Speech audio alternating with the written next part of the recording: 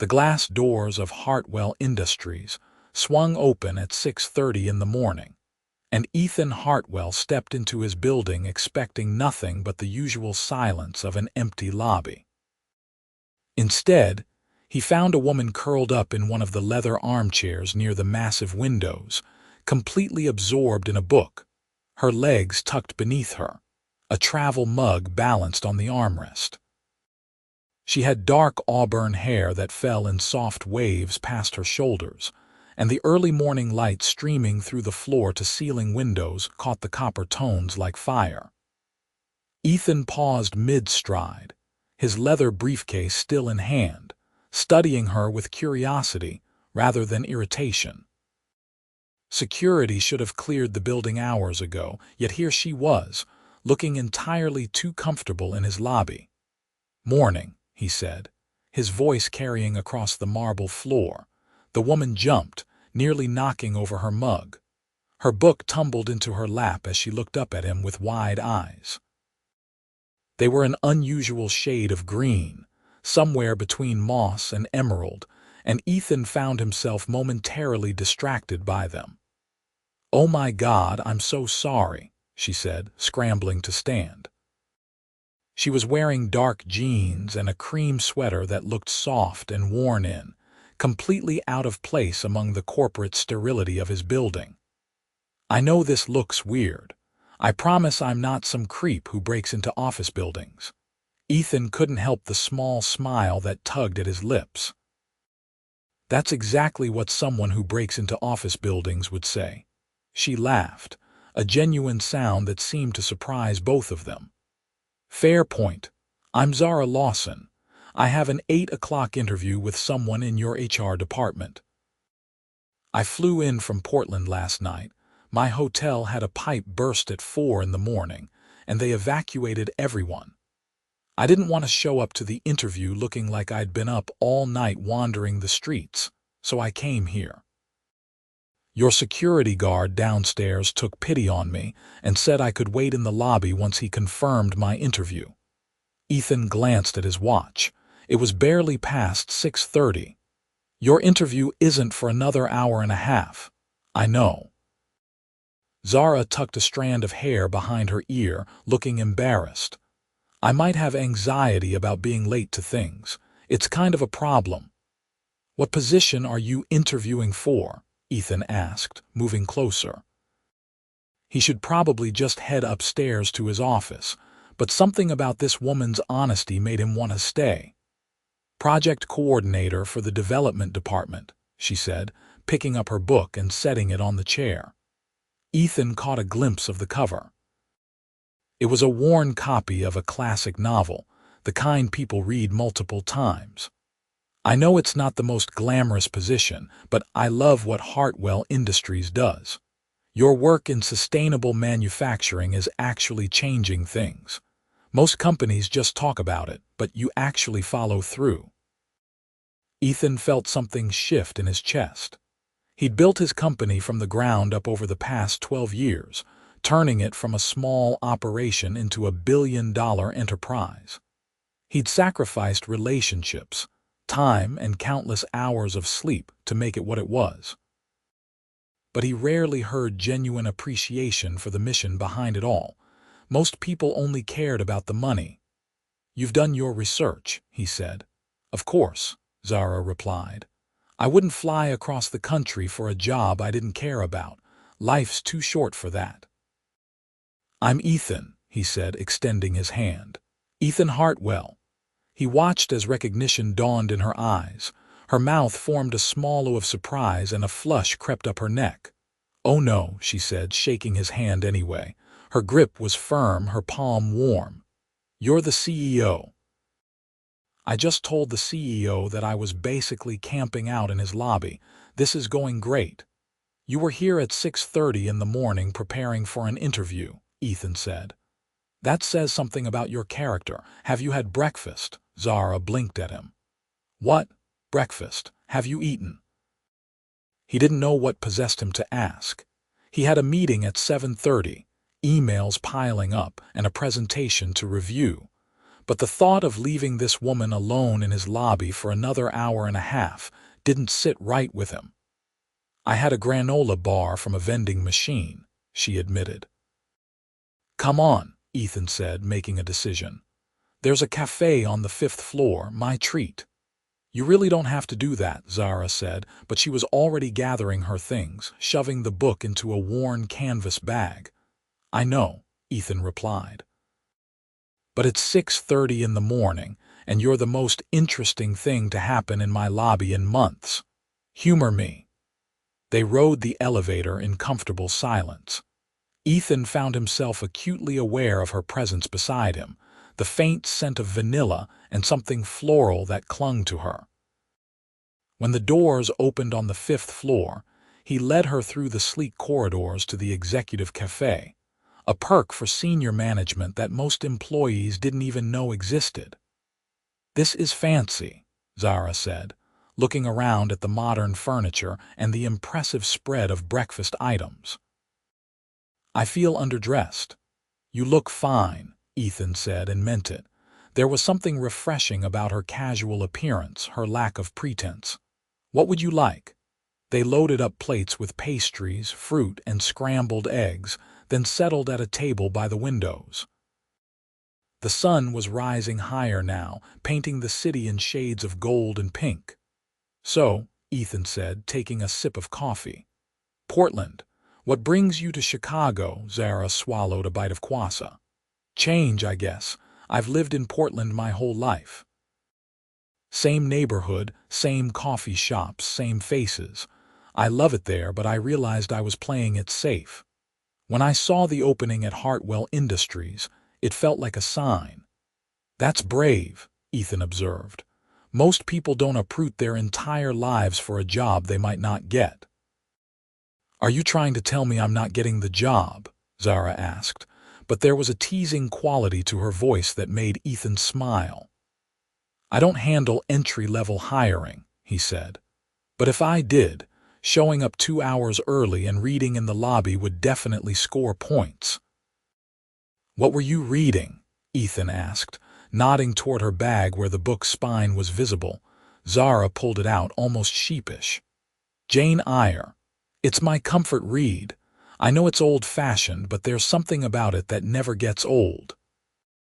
"My mother used to read that," Ethan said, the memory surfacing unexpectedly. "She'd quote it sometimes when I was growing up." "The best quotes are from that book," Zara said, her eyes lighting up. "Do you remember any?" Ethan thought for a moment. "I am no bird and no net ensnares me." "Something like that. Exactly like that," Zara said, clearly pleased. "Your mom had good taste." "She passed away 5 years ago," Ethan said, surprising himself with the admission. He rarely talked about his mother, especially not with strangers. "I'm sorry," Zara said softly, and the sympathy in her eyes seemed genuine. "That must have been hard." "It was," Ethan admitted. "She was the one who pushed me to start this company, said I was too smart to waste my life working for someone else." "She was right," Zara said. "Look what you've built." They talked easily after that, the conversation flowing from topic to topic. Zara told him about her family, her 3 younger siblings, her father who owned a small bookstore in Portland. Ethan found himself sharing things he normally kept private, stories about building the company, the failures and near bankruptcies before the success. An hour passed, then another. Ethan's 7:30 meeting came and went, and he found he didn't care. Finally, Zara glanced at her phone and gasped. "It's almost 8. I need to get downstairs for my interview." They rode the elevator back down together. In the lobby, Zara turned to him with a smile that made something warm unfold in Ethan's chest. "Thank you for this morning," she said. "It was really kind of you." "Good luck," Ethan said. "I hope Chicago treats you well." She walked toward the HR department, and Ethan forced himself to head to his own office, but he couldn't stop thinking about her throughout the day. The way she'd laughed, the passion in her voice when she'd talked about sustainable manufacturing, the comfortable silence they'd shared over breakfast. By noon, he'd made a decision that was probably inappropriate and definitely outside his usual behavior. He called down to HR. "The Lawson interview this morning," he said when his head of HR picked up. "How did it go, Zara Lawson?" She was excellent. Impressive credentials, great personality, clearly passionate about the work. "We're planning to extend an offer." "Good," Ethan said. "Keep me updated." He hung up feeling satisfied, then immediately questioned his own motives. Was he interested in her as an employee or as something else? The line felt dangerously blurred. 3 weeks later, Zara started at Hartwell Industries. Ethan told himself he'd keep his distance, maintain professional boundaries. But somehow, he found reasons to visit the development floor, to attend meetings he'd normally delegate. Each time he saw her, bent over her desk or animatedly discussing projects with her team, that same warmth spread through his chest. She'd catch his eye sometimes and smile, a small, private thing that felt like a secret between them. But she never presumed on their earlier meeting, never acted like she expected special treatment. If anything, she worked harder than anyone else, staying late, volunteering for extra projects. 2 months passed. Ethan was reviewing quarterly reports when his assistant knocked on his door. "There's a situation with one of the Portland suppliers," she said. "The usual contact is unavailable, but I noticed that Zara Lawson is from Portland and might have connections." It was a flimsy excuse to talk to her, and Ethan knew it, but he picked up the phone anyway. "Lawson," Zara answered, professional and crisp. "It's Ethan Hartwell. Do you have a moment?" There was a brief pause. "Of course. What can I do for you?" "I need someone with Portland connections. I was hoping you might be willing to help with a supplier issue." "I'd be happy to. Should I come to your office, if you don't mind?" 10 minutes later, she was sitting across from his desk, looking polished in a navy dress, her hair pulled back in a low bun. She'd transformed from the casual woman in his lobby to a competent professional, but her eyes still had that same warmth. "What's the issue?" she asked. They spent an hour working through the problem. Zara made calls, leveraged old contacts, and by the end of it, they'd not only resolved the issue but negotiated better terms than they'd had before. "You're good at this," Ethan said, genuinely impressed. "I know people," Zara said with a shrug. "Portland's not that big once you've lived there your whole life." "How are you settling in here?" Ethan asked, moving away from business into more personal territory. "It's good," Zara said. "Different. I miss my family, but I love the work. And Chicago is growing on me." "Made any friends yet?" "A few. My neighbor in my apartment building is nice, and people here at work have been welcoming."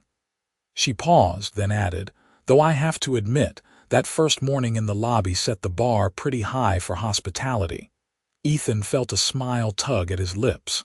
That was a unique situation. "It was," Zara agreed, "but I'm glad it happened, even if I did make a complete fool of myself." "You didn't," Ethan said firmly. "You were honest and direct. That's rare." Their eyes met across the desk, and something electric passed between them. Zara looked away first, standing up. "I should get back to work," she said. "But if you need anything else Portland-related, I'm happy to help." After she left, Ethan sat at his desk for a long time, thinking. He was 41 years old, successful by any measure, but his personal life was a wasteland. He'd had relationships over the years, but nothing that stuck. He'd always told himself it was the price of building an empire. But now, he wondered if he'd just been waiting for the right person. The problem was, Zara worked for him. Not directly, but still within his company. There were power dynamics to consider, ethics, potential complications. He'd built his reputation on integrity, and he wouldn't compromise that for anyone. But he couldn't stop thinking about her. The opportunity came a month later when Hartwell Industries hosted a charity gala. It was one of Ethan's least favorite events, a necessary evil of corporate life, but it raised money for environmental causes he cared about. He was making small talk with a donor when he saw her. Zara was standing near the bar, wearing a simple black dress that hugged her curves in a way that made his mouth go dry. Her hair was down, falling in those same soft waves he remembered from that first morning, and she was laughing at something a colleague was saying. Ethan excused himself from the donor and made his way across the ballroom. "Miss Lawson," he said formally, conscious of the crowd around them. "Mr. Hartwell," she replied, matching his tone, but her eyes were dancing. "Fancy seeing you here. It's my party," he pointed out. "Right." That would explain it. The colleague she'd been talking to drifted away, leaving them alone in the sea of people. "You look nice," Ethan said, then mentally kicked himself for the understatement. "Thank you, so do you." Her gaze traveled over his tuxedo, and he felt heat rise in his chest. "Though I have to say, I like the version of you I met at 6:30 in the morning better. You seemed more human in just a suit." "I am human," Ethan said, amused. "Could have fooled me," Zara teased. "The way people around here talk about you, you'd think you were some kind of business deity." "And what do you think?" Ethan asked, genuinely curious. Zara considered this, her head tilting slightly. "I think you're a man who cares deeply about his work and the people it affects. I think you're driven and intelligent and maybe a little lonely." The assessment was so accurate it stole his breath. "How did you?" "I recognize it," Zara said softly. "Because I've been there too. It's why I moved here. I realized I'd built this comfortable life, but I was alone in it." "Are you still lonely?" Ethan asked. "Sometimes," she admitted. "But less than before. Chicago is full of possibilities." The music shifted to something slower, and couples began moving toward the dance floor. "Would you dance with me?" Ethan asked, throwing caution aside. "Just one dance, as friends." Zara smiled, and it lit up her entire face. "As friends," she agreed, taking his offered hand. He led her to the dance floor and pulled her into his arms. She fit perfectly against him, her hand warm in his, her other hand resting lightly on his shoulder. They moved together easily, naturally, as if they'd done this 100 times before. "This is nice," Zara murmured. "It is," Ethan agreed. Up close, he could smell that vanilla scent again, mixed with something new, maybe perfume. "Thank you for coming tonight. I wouldn't have missed it. The cause is important, and besides, it's not every day I get to dress up and pretend to be fancy." "You're not pretending," Ethan said. "You fit right in." "Liar," Zara said, but there was no heat in it. "I'm a girl from Portland whose dad owns a bookstore. These people are from a different world." "So am I," Ethan said. "My father was a mechanic. My mother was a teacher. I grew up in a 2-bedroom apartment with my parents and my sister. This world, I built it, but it's not where I came from." Zara looked up at him with new understanding. "You don't talk about that much, do you?" "No," Ethan admitted. "Most people don't care, they only see the success." "I care," Zara said quietly. They danced through 2 more songs, neither of them willing to break the moment. But eventually, Ethan's assistant appeared at his elbow, murmuring about donors waiting to speak with him. "Duty calls," Ethan said reluctantly, stepping back. "Go," Zara said. "I'll see you around the office." But as he walked away, Ethan knew things had shifted between them. The possibility hanging in the air had crystallized into something more concrete, more dangerous. He wanted her. Not just physically, though that was certainly part of it. He wanted her company, her laugh, her honest observations about the world. The question was what to do about it. Over the next few weeks, Ethan wrestled with himself. He found excuses to email Zara, to stop by her desk, to include her in meetings. She never seemed to mind, always greeting him with that warm smile, but she kept things professional. If she felt the same pull he did, she hit it well. Then, on a Thursday afternoon in early autumn, everything changed. Ethan was leaving the office late, as usual, when he found Zara sitting on a bench outside the building, crying, his heart clenched. He was at her side in seconds, not caring who saw, not caring about protocols. "Zara, what's wrong?" She looked up, startled, then tried to wipe her tears away. "I'm sorry, I'm fine, I was just leaving." "You're clearly not fine," Ethan said, sitting beside her. "Talk to me." For a moment he thought she'd refuse. Then it all came tumbling out. Her father had called. The bookstore was struggling financially, on the verge of closing. It had been in the family for 3 generations, and her father was devastated. She felt guilty for leaving Portland, for not being there to help, for choosing her own dreams over her family's legacy. Ethan listened, letting her talk, offering his handkerchief when she needed it. When she finally wound down, he spoke carefully. "How much does he need to keep the store afloat?" Zara named a figure. It wasn't small by normal standards, but it was nothing to Ethan. He could write a check right now and not even notice the dent in his account. "Let me help," he said. "What?" "No," Zara shook her head vehemently. "Absolutely not. Why not? I have the money, your father needs it, it's simple." "It's not simple at all," Zara said, standing up. "You're my boss, I can't accept money from you. What would people think? What would you expect in return?" Ethan stood too, frustrated. "I wouldn't expect anything, I'd be helping someone who needs it. You don't even know my father." "No, but I know you." The words hung between them, loaded with meaning.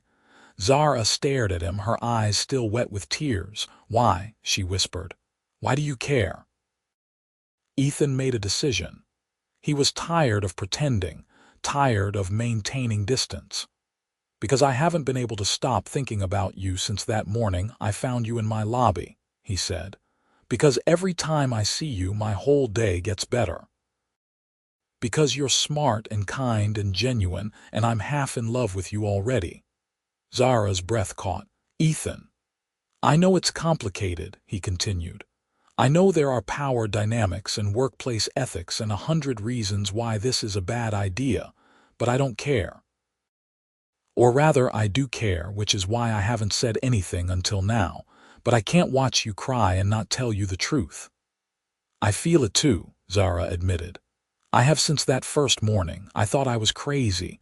You're the CEO, you're a billionaire, I'm nobody." "You're not nobody," Ethan said fiercely.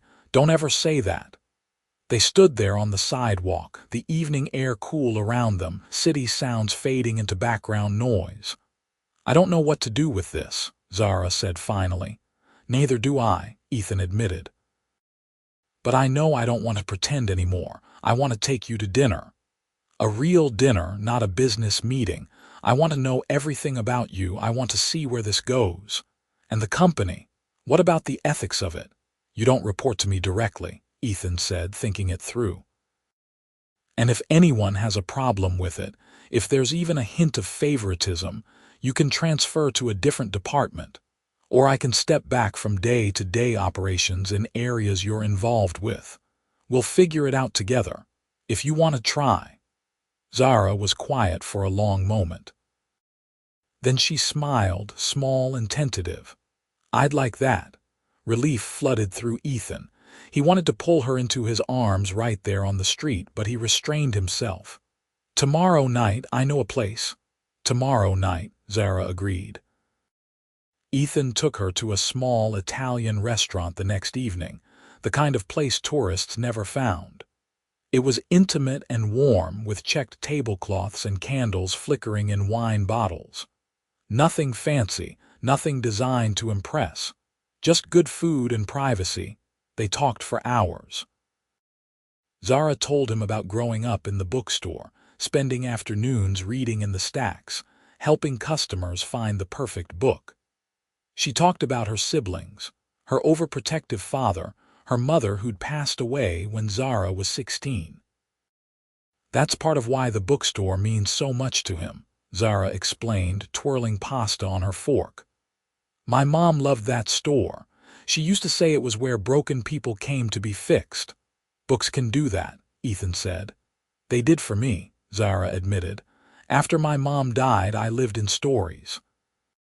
It was easier than dealing with real life. And now, Ethan asked. Now I want both, Zara said. The stories and the real life. I want adventure and stability, passion and peace. I want everything. That's not greedy, Ethan said. That's human. He told her about building the company, about the early years when he'd worked 18-hour days, lived on ramen and coffee, poured everything he had into making it succeed. He told her about his sister, who lived in Boston with her husband and 2 kids, how they'd drifted apart over the years. Do you regret it? Zara asked. The sacrifice. Sometimes, Ethan admitted. I'm successful, but I'm alone. I have money, but no one to share it with. I built this empire, and some days it feels empty. Until now, Zara asked softly. Until now, Ethan confirmed. You changed something the moment you crashed into my life. I didn't crash, Zara protested. I was invited, sort of. You were waiting in my lobby at 6:30 in the morning. That's pretty close to crashing. They laughed and the tension eased. The conversation flowed back into easier territory, trading stories and discovering shared interests. They both loved old movies, hiking, breakfast food at any time of day. They both valued honesty over politeness, would rather stay home reading than go to a party, believed in fighting for things that mattered. When Ethan finally drove her home, parking outside her apartment building, neither of them wanted the night to end. Thank you, Zara said, unbuckling her seatbelt but not opening the door.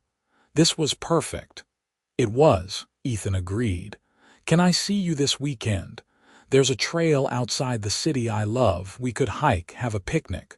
I'd love that. They sat in comfortable silence for a moment. Then Ethan reached over and took her hand, threading his fingers through hers. I meant what I said yesterday, he told her, about how I feel. I know, Zara said, squeezing his hand. I believe you, good. He lifted her hand to his lips, pressing a soft kiss to her knuckles. Good night, Zara. Good night, Ethan. He watched her walk into her building, waiting until she was safely inside before driving away. His heart felt lighter than it had in years. The next few months were a revelation. Ethan and Zara fell into a rhythm, stealing moments together whenever they could. They were careful at work, maintaining professional boundaries, but everyone noticed the change in both of them. Ethan smiled more, laughed easier. Zara glowed with happiness. They hiked that weekend and the weekend after. They explored Chicago together, finding hidden gems in neighborhoods neither had visited before. They cooked dinner in Zara's small apartment, watching old movies late into the night.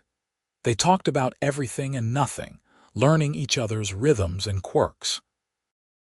Ethan met Zara's father over video call, a burly man with kind eyes who clearly adored his daughter.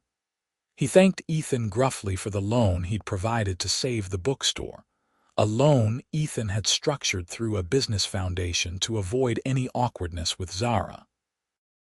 You're good for her, Mr. Lawson said during one call. I can see it. She's good for me too, Ethan replied honestly. Zara met Ethan's sister when she visited Chicago for a conference. They hit it off immediately, bonding over stories of Ethan as a younger man. I've never seen him like this, his sister told Zara over coffee.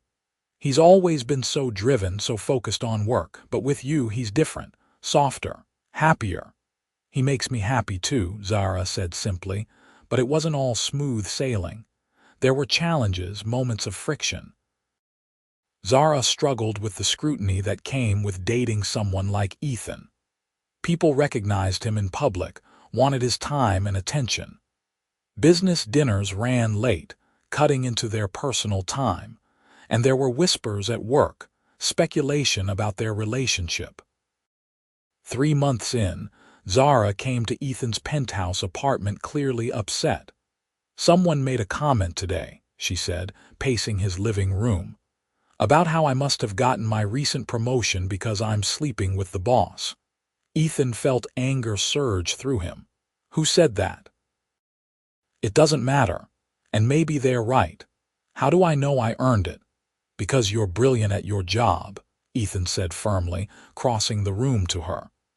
"You've exceeded every metric, brought in 2 major clients, and streamlined processes that had been inefficient for years. You earned that promotion before we even started dating. But people don't see it that way. Then they're wrong." Ethan cupped her face in his hands, forcing her to look at him. "I know this is hard. I know dating me comes with complications. But you earned everything you have through your own merit. Don't let anyone make you doubt that." Zara leaned into him, wrapping her arms around his waist. "Sometimes I wonder if we made a mistake." The words cut deep. "Do you want to end this?" "No," Zara said immediately, pulling back to look at him. "God, no, but sometimes I wonder if we should have, if it would have been easier." "Easier isn't always better," Ethan said. "I spent my whole life taking the easy path, the safe one, building my company, keeping everyone at arm's length. Then you showed up in my lobby reading Jane Eyre and everything changed. You're worth the complications, Zara. You're worth everything." She kissed him then, fierce and desperate, and Ethan kissed her back with everything he had. They'd been taking things slowly, but that night, the restraint broke. They came together with months of pent-up desire and emotion, learning each other in a new way.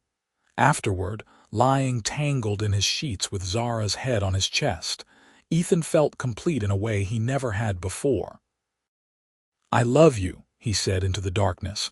Zara lifted her head, her eyes catching the city lights from the windows. "I love you too. I think I have since that first morning.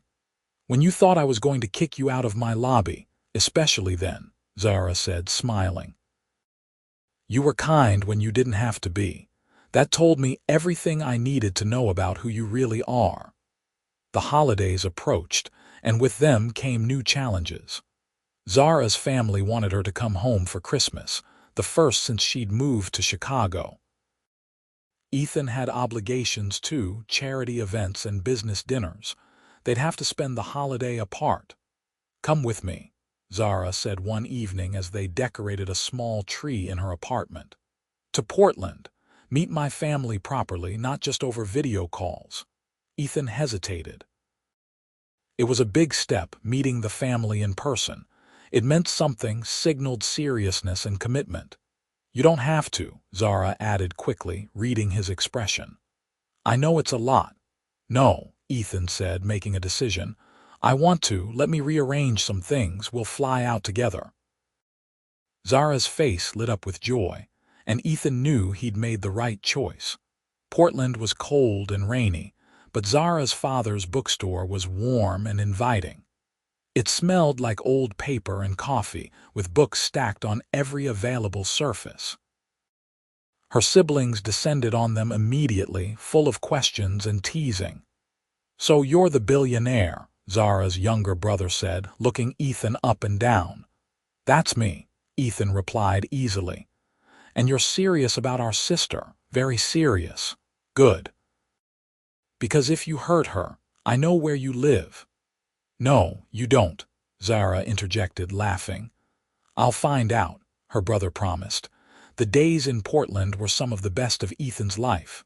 He helped out in the bookstore, learning the inventory system and recommending books to customers.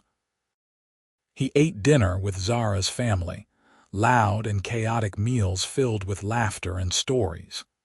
He walked through Zara's old neighborhood, saw the places that had shaped her.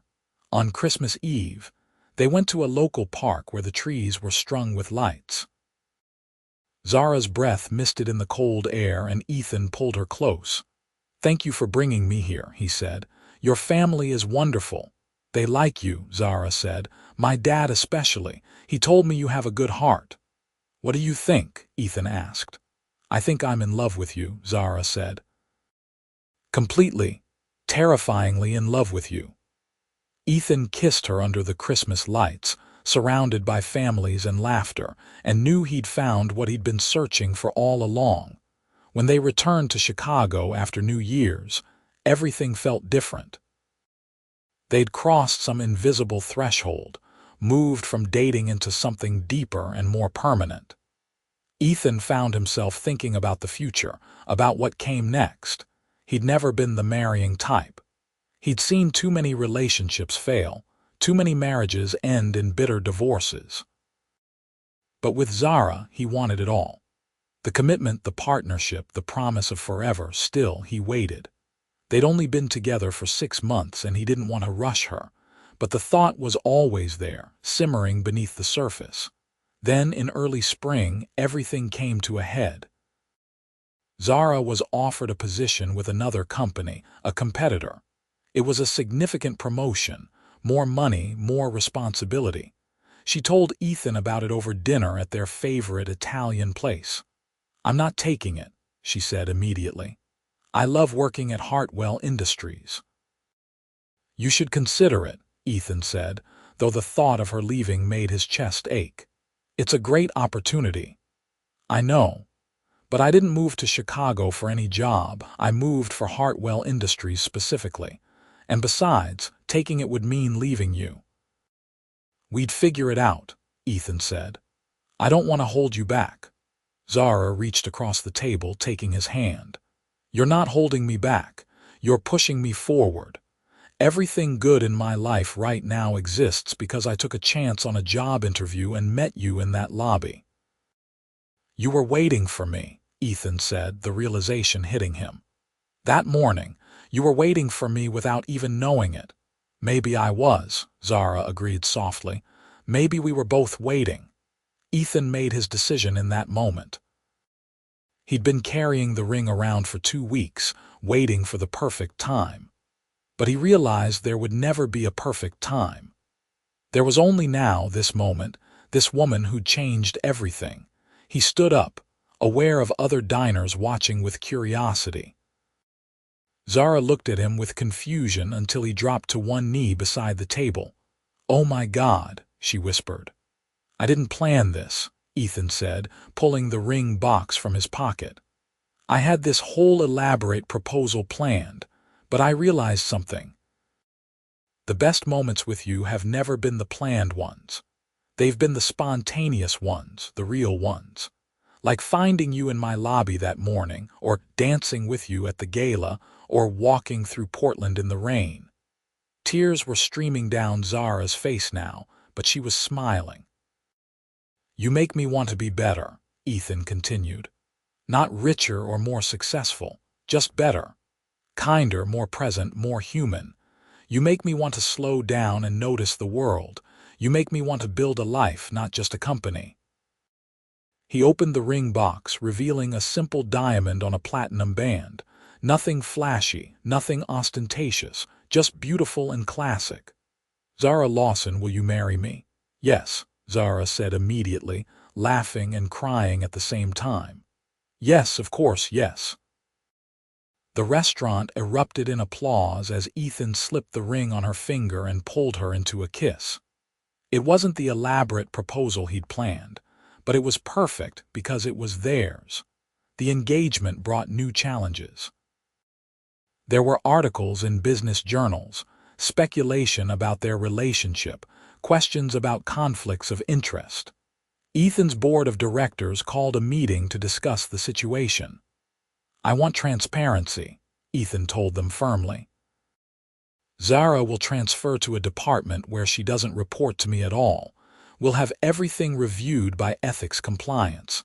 But I'm marrying her, and that's not negotiable." In the end, the board agreed.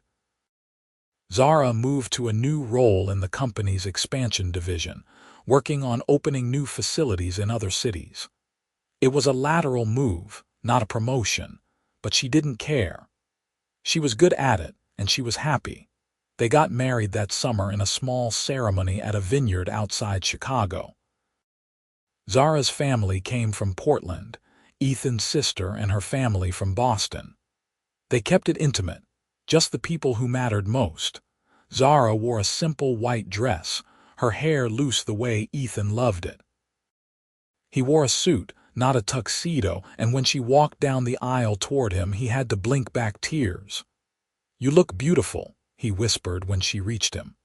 "You're not so bad yourself," she replied, her eyes shining. They wrote their own vows. Zara promised to always tell him the truth, even when it was hard, to push him to be better, to never let him forget the man he was beneath the businessman. Ethan promised to always make time for her, to value their relationship over his company, to build a life together that was about more than just success. When the officiant pronounced them married, Ethan kissed his wife with everything he had, and the small crowd erupted in cheers. At the reception, Zara's father pulled Ethan aside. "Take care of her," he said gruffly. "With everything I have," Ethan promised. "She was always too smart for Portland," Mr. Lawson continued. "I knew she'd leave eventually. I'm glad she found someone who sees how special she is." "I'm the lucky one," Ethan said honestly. They honeymooned in Italy, 2 weeks of wandering through ancient cities and eating too much pasta. They visited bookstores in every town, collecting volumes to bring home. They hiked through vineyards and swam in the Mediterranean, and Ethan had never been happier. "I could stay here forever," Zara said one evening as they watched the sunset from their hotel balcony. "We could," Ethan said. "I could run the company remotely. We could buy a villa, live the dream." Zara looked at him surprised. "You do that, for you, I'd do anything." But they both knew they wouldn't. They had lives back in Chicago, work they cared about, people who depended on them. Still, the offer meant everything to Zara. When they returned to Chicago, they settled into married life. They bought a house together, something smaller than Ethan's penthouse but bigger than Zara's apartment. It had a yard and a porch, room for the family they both wanted. Zara continued to excel in her role, traveling occasionally but always coming home to Ethan. They had date nights every week, sacred time that no business meeting could interrupt. They hosted dinners for friends and family, filled their home with books and laughter.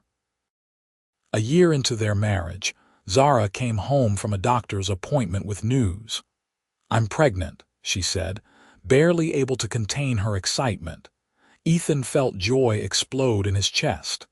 He picked her up and spun her around, both of them laughing like kids. "We're having a baby," he said, still processing it.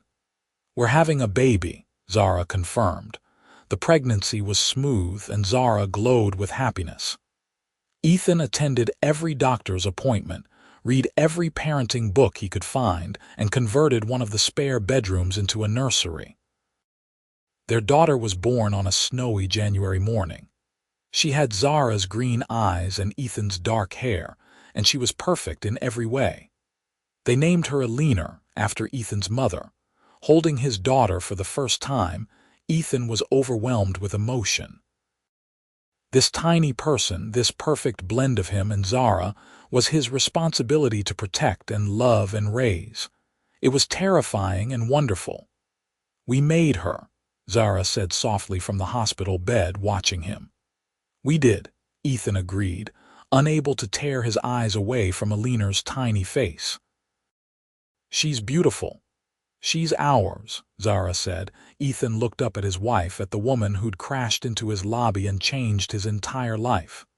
"Thank you," he said, "for everything, for taking a chance on me, for loving me, for this." "Thank you for seeing me," Zara replied. "That morning in the lobby you could have just walked past, but you stopped. You saw me." "I'll always see you," Ethan promised. Parenthood was exhausting and messy and more challenging than anything Ethan had ever done, but it was also the most rewarding.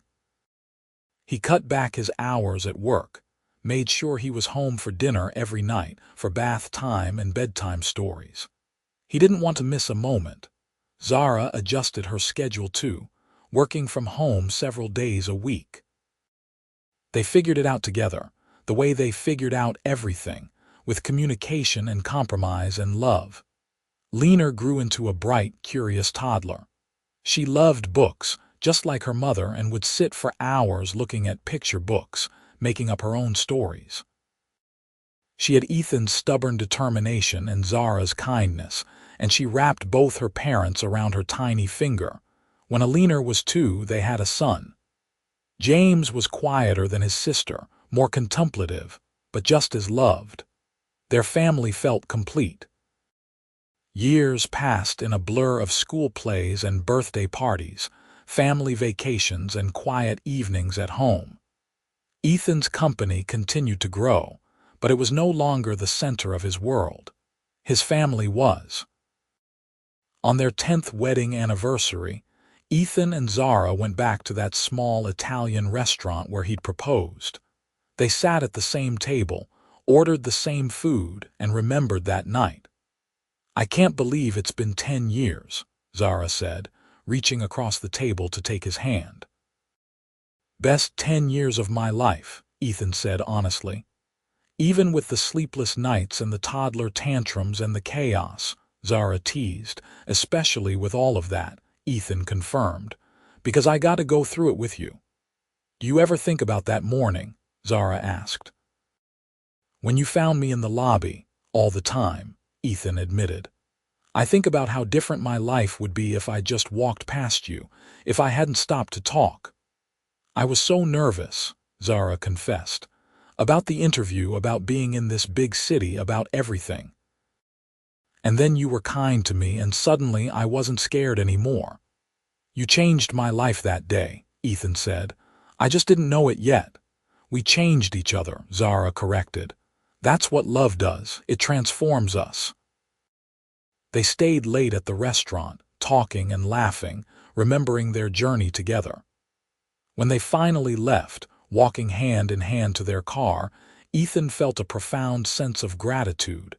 He'd built an empire, yes. He'd achieved success beyond his wildest dreams. But none of it mattered as much as the woman beside him, the family they'd created, the life they'd built together. "Thank you," he said again, stopping on the sidewalk to pull her close. "For what?" Zara asked, wrapping her arms around his neck. "For waiting for me," Ethan said. "In that lobby, all those years ago. You were waiting for me, and I didn't even know I was looking for you, but we found each other anyway." "We did," Zara agreed, kissing him softly. "And I'd wait for you all over again."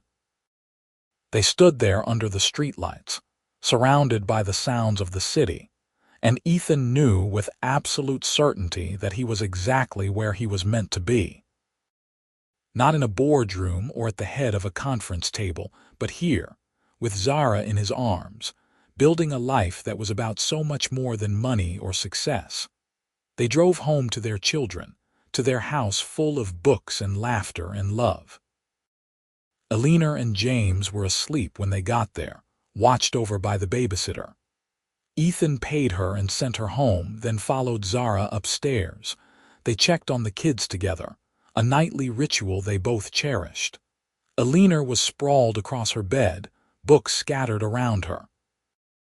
James was curled up with his favorite stuffed animal, peaceful in sleep. "We made them," Zara whispered, the same words she'd said when Alina was born. "We did," Ethan agreed, still awed by it. In their own bedroom, getting ready for bed, Ethan reflected on how far they'd come. From that chance meeting in his lobby to this moment, this life, this family. It hadn't always been easy. They'd had fights and disagreements, challenges and setbacks. But they'd faced everything together, and that had made all the difference. As they lay in bed, Zara's head on his chest, Ethan felt complete peace. "I love you," he said into the darkness, the same words he'd said 1,000 times before. "I love you too," Zara replied, her fingers tracing patterns on his chest. "Always." "Always," Ethan echoed, and he meant it. Not just for tonight or tomorrow or next year, but for the rest of their lives. Because Zara had been right. She had been waiting for him in that lobby, and he'd been searching for her without even knowing it. Two people from different worlds, brought together by chance and choice, building something beautiful from the ground up. That was the real success story, not the billions or the company or the accolades. But this, a woman reading in a lobby at 6:30 in the morning. A man stopping to talk instead of walking past. Two lives intersecting and intertwining, creating something neither could have imagined alone. Years later, when people asked Ethan about the key to his success, he didn't talk about business strategies or market analysis. He talked about a cold morning in Chicago, an empty lobby, and a woman with auburn hair reading Jane Eyre. He talked about taking chances, about being open to possibility, about recognizing when something extraordinary was right in front of you, and he talked about love. Real love, the kind that transformed you and challenged you and made you want to be better. The kind that wasn't always easy but was always worth it. Eleanor asked about it once when she was older, curious about how her parents met. "I was waiting for your father," Zara told her, the story polished smooth by years of retelling. "I just didn't know it yet. And you just walked up and started talking to Mom," Eleanor asked Ethan, disbelieving. "I did," Ethan confirmed. "Best decision I ever made." "Besides marrying her," James added. "That too," Ethan agreed, pulling Zara close and kissing the top of her head. Their children groaned at the display of affection the way children do, but Ethan and Zara just laughed. Let them groan. Let them roll their eyes. Someday they'd understand. Someday they'd find their own person waiting in a lobby or sitting at a cafe or standing at a bus stop, and they'd recognize the feeling. That spark of possibility, that sense of rightness, that knowledge that everything was about to change. For now, though, they had this. Their family, their home, their life together. It was everything Ethan had never known he wanted, everything Zara had dreamed of but never dared to hope for. And it had all started with a woman reading in his lobby, waiting for an interview, waiting for her life to begin. Waiting, though she didn't know it, for him. Some people might call it fate. Others might call it luck. Ethan called it grace. The grace of paying attention, of seeing what was right in front of him, of choosing to stop instead of walking past. The grace of Zara saying yes, not just to his proposal but to all the proposals that came before it. Yes to coffee, yes to dinner, yes to a relationship, yes to building a life together. Yes to love in all its messy, complicated, beautiful glory. And in the end, that was all that mattered. Not the money or the company or the success. Just love. Just two people who found each other against all odds and decided to hold on tight. Ethan Hartwell had built an empire, but his greatest achievement was the life he built with Zara. The mornings they woke up together, the quiet moments over coffee, the loud chaos of family dinners. The fights they worked through, the challenges they overcame, the joy they found in the everyday moments. That was the real success story. That was what he'd remember when he was old and gray, looking back on his life. Not the board meetings or the deals or the quarterly earnings, but this.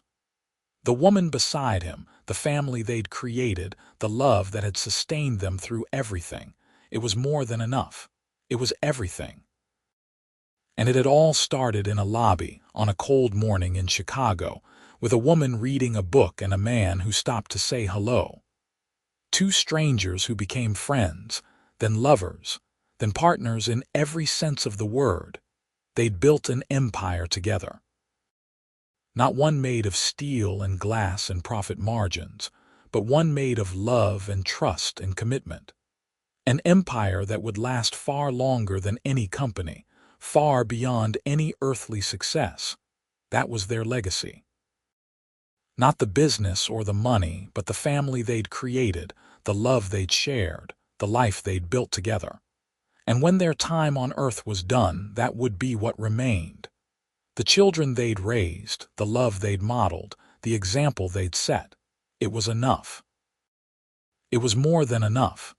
It was everything they'd ever needed, everything they'd ever wanted, everything they'd been waiting for without even knowing it, and it had all started with a simple choice. To stop, to notice, to care.